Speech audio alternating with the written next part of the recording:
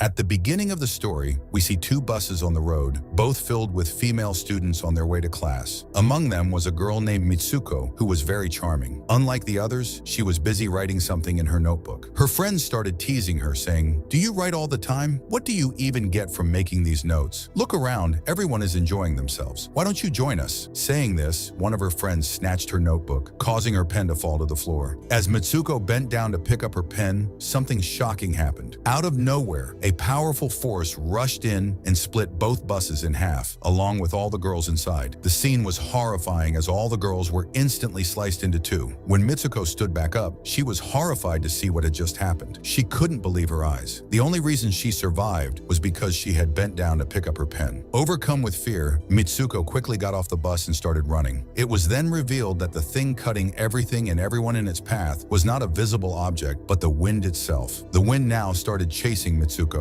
and she ran as fast as she could, screaming for help. While running, she saw four other girls ahead. Mitsuko yelled at them to duck, but it was too late. The wind came and split them in half as well. However, Mitsuko managed to save one of the girls. Soon after, they saw some other girls cycling nearby. The two of them tried to warn and save those girls, but the wind didn't spare them either. The wind mercilessly sliced through the cyclists. Tragically, even the girl Mitsuko had just saved met the same fate. Seeing this, Mitsuko was overwhelmed with fear and started running aimlessly, unsure of where to go. As Mitsuko reaches a river, she is horrified to see that the river is filled with countless dead bodies. It was clear that the invisible force, the wind, had already killed them all. Shaken, Mitsuko takes clothes from one of the dead bodies and changes into them. Afterwards, she keeps walking and eventually arrives at a school. The school is bustling with female students. While Mitsuko is trying to process everything, one of the girls approaches her and says, "How are you?" The girl happens to be Mitsuko's best friend Aki. However, Mitsuko, still in shock, questions her, "Are you really my best friend?" She was unable to comprehend anything that was happening to her. Mitsuko was deeply traumatized. At this point, it's revealed that Mitsuko and her best friend Aki shared a very strong bond and cared for each other deeply. Just then, a strong gust of wind blows through the area, terrifying Mitsuko. She runs inside the building to seek shelter, leaving Aki confused. Aki follows her inside, asking, "Why are you trembling so much? Why are you so scared? What happened to you?" Finally, Mitsuko tells her everything, how a gust of wind came out of nowhere and killed all the students from her school, slicing them apart. Hearing this, Aki tries to comfort her. She takes Mitsuko near a window, places her hand outside and says, "Look, it's just the wind, nothing else." After this, Aki decides to skip class and takes her two friends, Tai and Sura, along with her to execute the plan. As they step out of the class to leave, their teacher arrives and tries to stop them. However, the four of them ignore the teacher's warnings and run away from the school, eventually reaching a lake deep in the forest. At the lake, Aki shares the story of Mitsuko with Tai and Sura. After hearing this, Sura comments, "What Mitsuko said might actually be possible. Maybe she was in another universe. There are infinite alternate realities in this world." To demonstrate, Sura picks up a stone and throws it into the lake, saying, "In this world, I threw this stone into the lake, but in another universe, I might not have done this at all." Just then, a giant crocodile suddenly emerges from the lake and devours Tai. However, moments later, Tai reappears, completely unharmed. Here, Sura explains, the crocodile ate Tai in another universe, but in this world, nothing happened to her. Near the lake, they find a bed. The girls start playing with the pillows from the bed. At this moment, Mitsuko notices two other girls watching them from a distance. One of the girls is dressed as a bride, but within moments, both of them mysteriously disappear. Sura then adds, "Our fates are predetermined, but if you want to change your fate, you must do something that is impossible in another universe." After that, the girls return to the school. A little later, another class begins. During the class, Mitsuko notices a pillow lying next to her seat. Curious, she bends down to pick it up. Just then, the teacher suddenly pulls out a minigun and starts shooting all the students in the classroom. When Mitsuko gets up and looks around, she sees that everyone, including Aki, is dead. She is horrified, realizing that the pillow saved her life this time by making her bend down at the right moment. The teacher then approaches Mitsuko and says, "How dare you have the courage to skip my class? Are you ready to die now?" At that moment, Tai and Sura arrive to rescue Mitsuko and try to help her escape.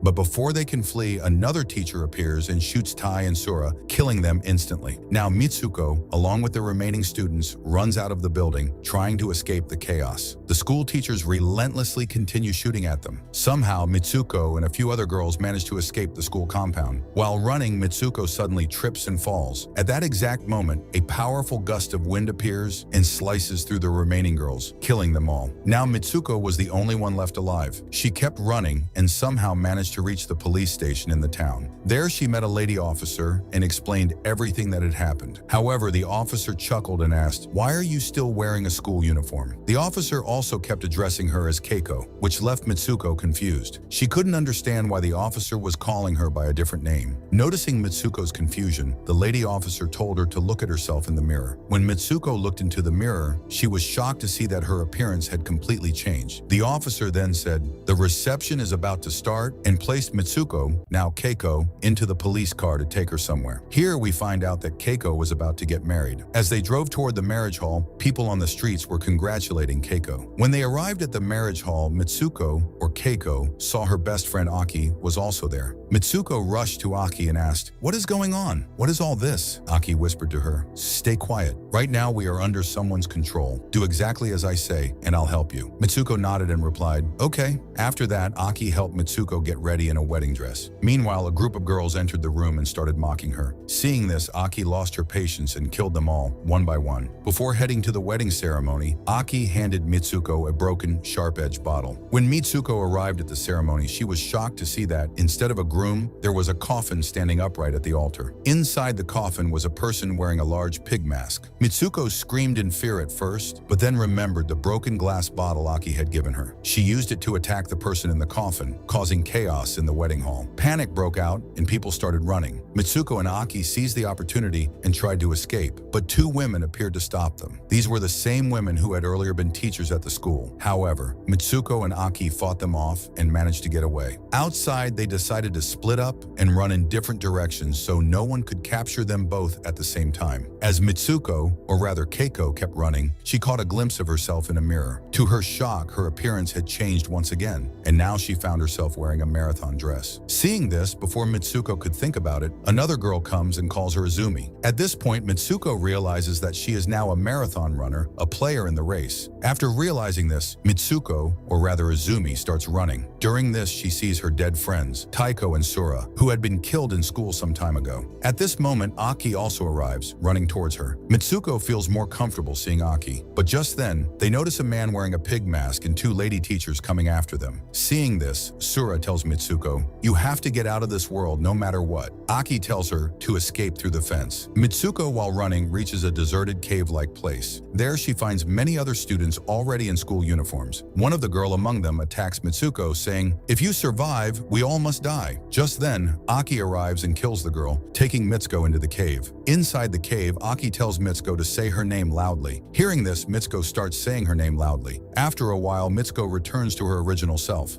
Then Aki shows her a cable implanted in her hand and tells Mitsuko to pull the wire so that she can escape this world. However, Mitsuko refuses to do so because she is afraid that if she pulls the wire, it might cause her best friend's death. Seeing this, Aki forces Mitsuko and says, "The world we are in right now is a fictional world, not real. Someone forcefully brought us here, and they will keep killing people until you do something to change all of this because you are the main character. If you pull the cable, I can return to the real world, and you can reach the final stage." Upon hearing this, Mitsuko pulls the cable from Aki's hand. As soon as she pulls it, Aki is split into two pieces. Just then, a gate suddenly opens. Mitsuko enters through the gate and finds herself in a world full of men. This world was filled only with men who were enjoying playing a violent 3D survival horror video game called Tag. In this game, Mitsuko, Keiko, and Izumi were playable characters, and there were even posters of the three of them. Seeing all this, Mitsuko is in shock. Just then, a boy approaches her and says, "You are from the future." Hearing this, Mitsuko faints. After some time, when she regains consciousness, she finds herself in a place where many girls were being stored in cases like mannequins. After walking a bit further, she sees an old man playing the very same game where Mitsuko was the main character, and in it, she had passed different trials. Upon seeing Mitsuko, the old man says, "I created this game. You are now in the future. 150 years ago, I was a student who studied alongside you, and I had feelings for you. When you died, I took your DNA and your friend's DNA to create clones of you all so that I could use you in my 3D game." Mitsuko then sees full-size models of herself and her friends, which leaves her in shock. Just then, a young boy arrives. He is the younger younger version of the old man, whom Mitsuko had seen earlier in the world of men. The boy undresses and goes to the bed, telling Mitsuko to join him there. The old man tells Mitsuko that the final stage of the game is for her to sleep with his younger version in the bed. He explains that this has been his deep, unfulfilled wish for years. Mitsuko starts to approach the bed. Just then, she remembers what Sura had said about changing her fate. If you want to change your destiny, do something impossible in another universe. In that moment, Mitsuko attacks the young boy, choking him while screaming, "Stop playing with us like toys." Saying this, Mitsuko grabs the old man's cane and strikes it into her own stomach, killing him. Seeing this, the old man is shocked. He had never expected Mitsuko to do something like this, as it was never part of his game. This action changes Mitsuko's fate. Then we see Mitsuko at the beginning stages of all three scenarios in the game. She simultaneously ends her life in the bus, the wedding hall, and the marathon before everything begins. Now we see Mitsuko waking up in a snow-covered place. Here she realizes that everything is over, and she is now in the real world. With this, the movie ends.